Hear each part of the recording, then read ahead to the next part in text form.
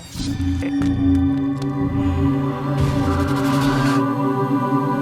Welcome back to the channel, Horror Weirdos. Today we're hiking straight into a 90-minute panic attack called Dolly. If you thought hiking was just nature's treadmill, let's crank that incline up to demonic possession and see if you still feel outdoorsy. Let's meet our doomed couple, Macy and Chase. Chase is played by Sean William Scott, who, for the first time ever, doesn't bring up Stifler, but don't worry. He still brings the same bad decision energy to the table. He's taking Macy on a romantic hike. Air quotes intensify. Because nothing says forever like being 3G, less and surrounded by bug spray. And Macy? She's not thrilled. She's got stepmom anxiety, which is like regular anxiety, but with bonus existential dread.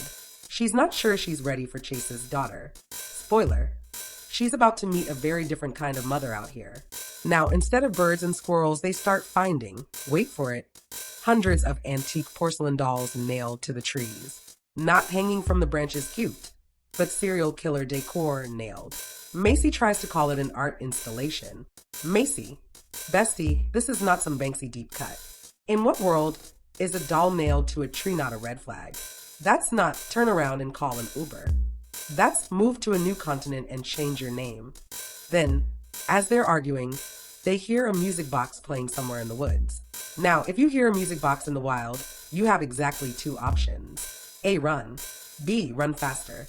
Chase decides to investigate, proving that horror movies are really just documentaries about bad choices. He disappears into the fog and, bam, he gets snatched by a 7-foot-tall, silent figure in a cracked porcelain mask. That's Dolly, played by Max the Impaler, who looks like your mom after you said you weren't hungry and then asked for a snack. Poor Chase doesn't stand a chance. Dolly treats his jaw like a piñata at a 5-year-old's birthday. Macy is now solo, and I hope her Fitbit counts running for your life as steps because she's about to get her cardio. Next time Macy opens her eyes, she's not in a cage. She's not even in a locked cellar. She's in a giant wooden cradle. Yup, Dolly's aesthetic is Psych Ward meets Hobby Lobby clearance bin. Macy's been stripped of her clothes and dressed in an outfit that says Victorian baby, but make it cursed. Now here's where the movie jumps genres from slasher to what in the therapy bill hell is this? Dolly, 7 feet of pure, traumatized linebacker energy, doesn't say a word. She communicates only in moans, heavy breathing, and the occasional I will end you glare. She's got a wardrobe straight out of a haunted Goodwill, and her favorite hobby? Parenting Macy. But not regular parenting, baby style. Giant pacifiers, rocking until Macy's about to hurl, and, oh yes, spanking. Imagine being an adult and getting put in timeout by someone who could bench press a Prius. There's also Tobe, played by Ethan Suplee, who's basically the You're Doomed guy from every Friday the 13th movie, but with more trauma and less helpful advice. He hangs out in another room and gives Macy the world's worst pep talk. Just play along or it gets worse. Thanks, Tobe. That's like being trapped on the Titanic and someone hands you a bucket. Every interaction is a wild swing from motherly to menacing. Dolly strokes Macy's hair like she's comforting a child, then turns into a shovel-wielding menace the second Macy tries to assert herself. The horror here is sticky, personal, and guaranteed to make you want a Silkwood shower. It's the kind of discomfort you can't fast forward through, no matter how many times you check the progress bar.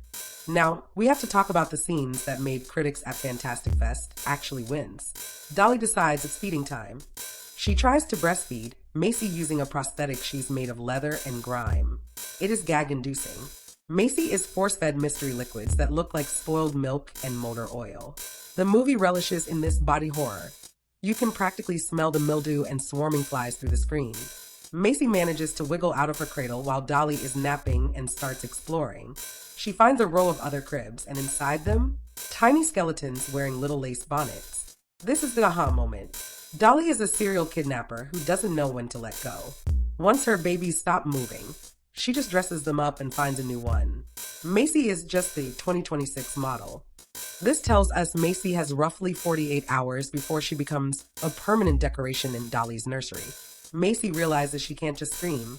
She has to outthink the monster. This is where the actress, Fabian Therese, really shines. She starts manipulating Dolly's maternal instincts. She cries to get Dolly to drop her guard, then stabs her with a sharpened spoon Macy found in the grime. The final 20 minutes is a relentless chase through the house. It's shot on 16mm film, so the grain adds this layer of filth to every frame. Dolly is a human tank. She takes a pitchfork to the shoulder and just tilts her head like a confused puppy. Macy finds the ring Chase was going to propose with in the mud, a reminder of the life she almost had, and uses it to lure Dolly into a final, brutal struggle. The gore here is practical and chunky. Every fleshy squelch and bone crack is felt, not just heard. So, is Dolly the new Texas Chainsaw? No, it's weirder. It's a movie about the terror of losing your autonomy and being turned into a thing for someone else's fantasy. If you like your horror with a side of I need a therapy session after this, Dolly is your March 6th destination. I'll be doing a deep dive on the ending, which is absolutely soul-crushing. So make sure you hit that subscribe button.